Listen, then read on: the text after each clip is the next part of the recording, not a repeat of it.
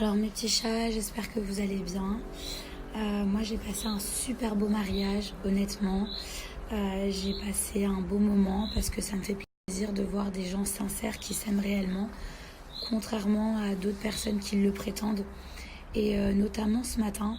Ce matin en me réveillant, j'ai vu des choses qui ont été dites à mon égard.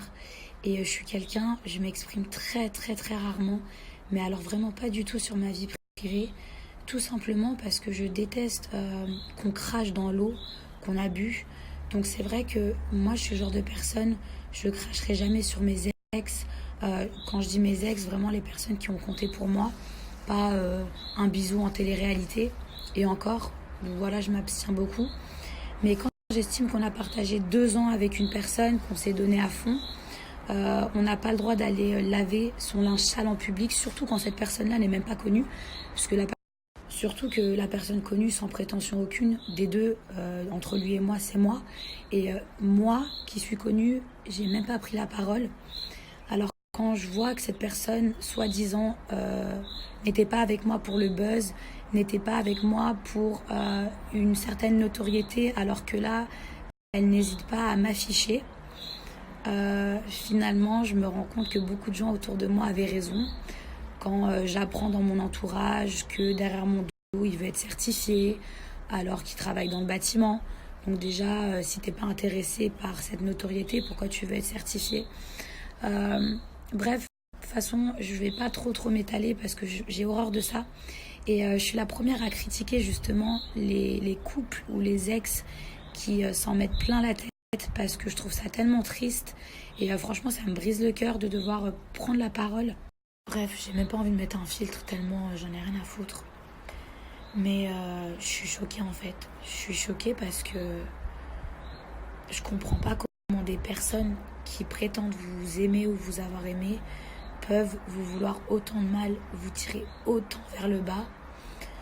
Et ça a été durant toute notre relation. C'est-à-dire qu'à chaque fois que j'avais un SOS Mila, qui est mon émission télé-réalité, il fallait qu'il provoque une embrouille juste avant. En vrai de vrai, j'ai vécu un truc hyper difficile.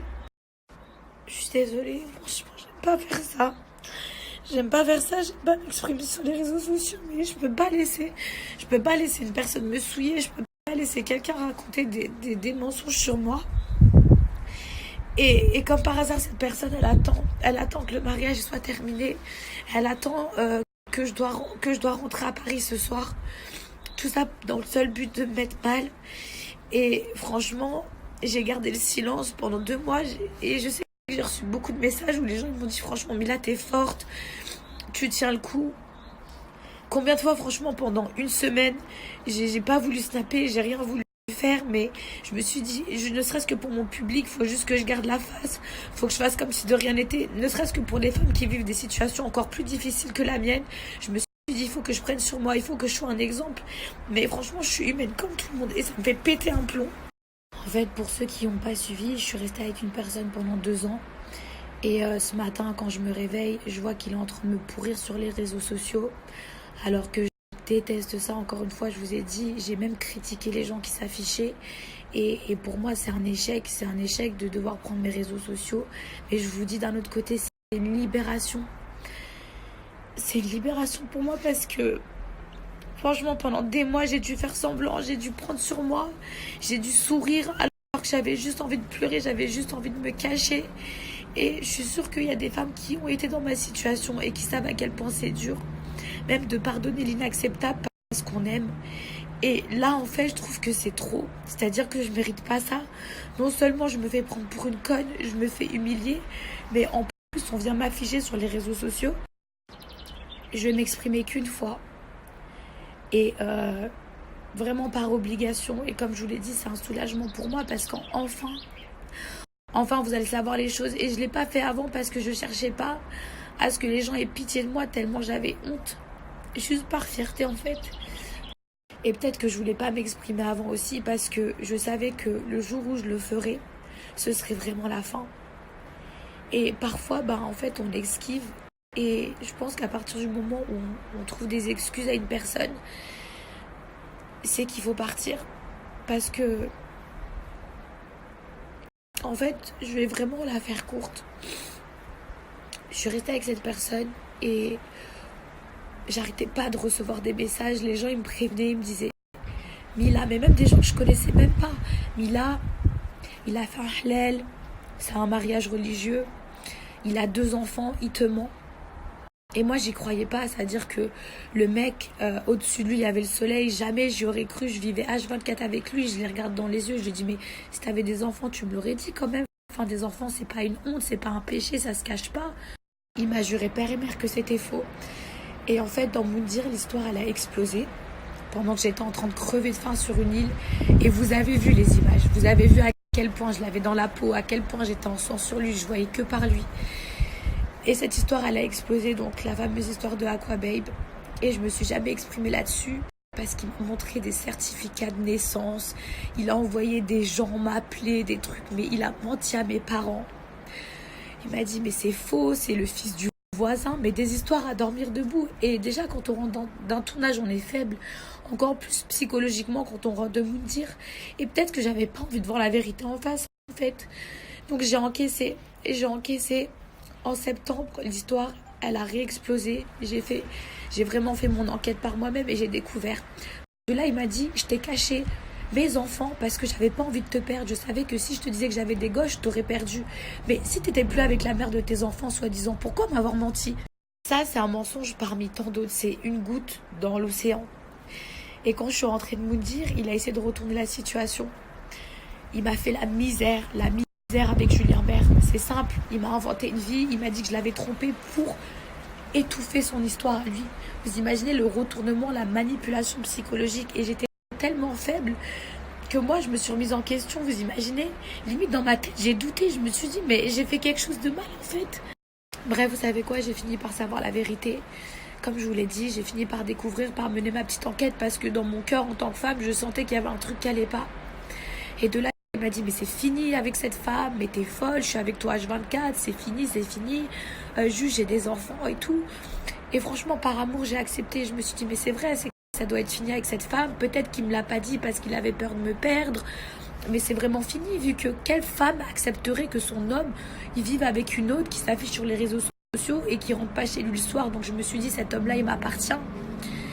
Et il y a même pas 4 mois, il y a peut-être... vous savez quoi, en février, en fait, j'ai appris qu'il s'était marié officiellement à la mairie derrière mon dos pendant que j'étais en train de crever de faim dans Moundir. Vous savez quoi, je vais m'arrêter là parce que j'ai pas envie de m'afficher plus que je viens de le faire. Mais même ma propre sœur, elle savait pas parce que j'ai tellement contenu les choses en moi que ma propre sœur ne savait pas qu'il s'était marié derrière mon dos dans Moundir. Et pourtant, j'avais beau lui trouver toutes les excuses que je voulais. Je me suis dit, allez, en 2013, c'était un halal, il me connaissait pas, ses enfants, il les a fait avant moi. Mais quand j'étais dans Moundir en train de crever de faim et que je pensais à toi, et que cette histoire, elle a éclaté avec Aquababe, non, t'as pas eu peur. Tu t'es mariée derrière mon dos, et ça, je l'ai su. Et je l'ai su cette année, il n'y a pas si longtemps. Et je vous dis la vérité, j'ai dit, je peux plus. Je peux plus parce que, franchement, j'y arrive plus. Tout être humain a ses limites. Il m'a dit, mais tu sais quoi, je l'ai fait pour les papiers, tout ça c'est faux, etc. Je vais te prouver par A plus B, je vais divorcer, etc. Et voilà ce qui s'est passé. Quand je suis rentrée de Miami, je lui ai dit, hey, t'as été capable de rien me prouver, tu m'as prouvé aucun papier de divorce, moi je me bats pas avec une autre femme au bout de 2 ans de relation. Vous savez quoi, je vais m'arrêter là, parce que il est en train de m'envoyer des messages où il me menace. Et je pense que quand on n'a rien à se reprocher, on ne menace pas une personne. Maintenant, au bout de 2 ans de relation, moi j'ai pesé le pour, le contre. J'ai fait beaucoup de sacrifices pour cette personne. J'ai refusé les tournages. Je l'ai choisi lui envers et contre tous. Envers contre ma famille, malgré tout ce qu'on m'avait dit sur lui. Mais au bout de 2 ans de relation, je ne pouvais plus me demander où était ma place, qui je suis pour toi. Je suis quoi? Je suis ta maîtresse, je suis ta femme, je suis quoi pour toi? Donc je lui ai dit, c'est simple, si t'es pas capable de me mettre la bague au doigt, de m'élever sur un trône, toi et moi on va s'arrêter là. Toi et moi on va s'arrêter là. Alors bien évidemment, quand je suis rentrée à Miami, plutôt que de me prouver les choses, d'arranger les choses, ne serait-ce que de s'excuser, parce que lui il est très fort pour retourner les situations, il est parti m'inventer une vie. Vous savez, en vrai, si j'avais ne serait-ce que voulu embrasser un autre homme, j'avais tous mes droits. Mais quand on aime une personne, le cœur il peut pas. Donc j'ai pas pu. Et quand je vois sur les réseaux sociaux qu'on essaye de me faire passer pour une mauvaise fille, pour une infidèle, pour cacher ses propres erreurs, ses propres mensonges, je trouve ça tellement sale, tellement triste. Franchement, je lui souhaite même pas de mal. Vous savez quoi? Juste le karma, juste le mal qu'il me fait. Et juste qu'on me laisse tranquille en fait et qu'on m'associe plus du tout à ça. Quand je suis rentrée à Paris, j'avais une pression au cœur, j'étais pas bien. Je suis rentrée à l'appartement dans lequel on vit. Il m'a dit, tu sais quoi, viens, on repart à zéro, viens, on fait les choses bien et tout. Je lui ai dit, franchement, pendant 2 mois, tu m'as fait la misère quand j'étais aux États-Unis, à pas t'excuser, à me faire du mal, à m'inventer une vie. Tu sais quoi, là, j'ai besoin de temps. J'ai besoin de temps et j'ai envie de refaire de la télé. J'ai plus envie de me gâcher. J'ai envie de retrouver mes amis. J'ai envie de m'amuser. J'ai envie d'être heureuse. Et j'ai plus envie qu'on prenne pour une conne. Je sais très bien comment ils sont les Marseillais, à amplifier, surtout Nico, à faire genre Maëva, machin. Vous voyez un bisou, vous voyez un truc, et quand bien même, avec tout ce que t'as à te reprocher, quand bien même. Mais si sur une île déserte, je t'ai pas trompé, dans une cabane pendant 3 semaines avec mon ex, est-ce que je vais attendre un mariage? Est-ce que je suis si désespérée que ça? Est-ce que, je suis une femme forte? Je suis une femme forte, je sais qui je suis.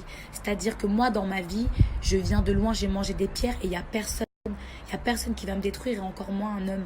Mais vous savez quoi, je veux juste qu'on me laisse tranquille et je suis désolée pour toutes les personnes qui doivent écouter ça, qui doivent subir ça. Mais franchement, voilà, au moins, je vous dis la vérité, au moins les choses elles sont claires et je veux juste qu'on me laisse tranquille, c'est tout. Juste une dernière chose, si je me suis jamais exprimée, au-delà de la honte, au-delà de la fierté que j'avais, au-delà des menaces qu'il a pu me faire, je savais que j'avais 2 millions de followers. Je savais que si je disais juste un mot, tout le monde allait lui tomber dessus. Et quand on a encore des sentiments pour une personne, j'ai honte de vous dire ça, mais on essaie de la protéger. C'est-à-dire que malgré tout le mal qu'il m'avait fait, je voulais pas que les gens lui fassent du mal. Je voulais pas que les gens aient l'insulté. Je voulais pas que les gens... Mais en fait, là, je vous dis la vérité. Je peux même pas vous dire que ça me fait rien.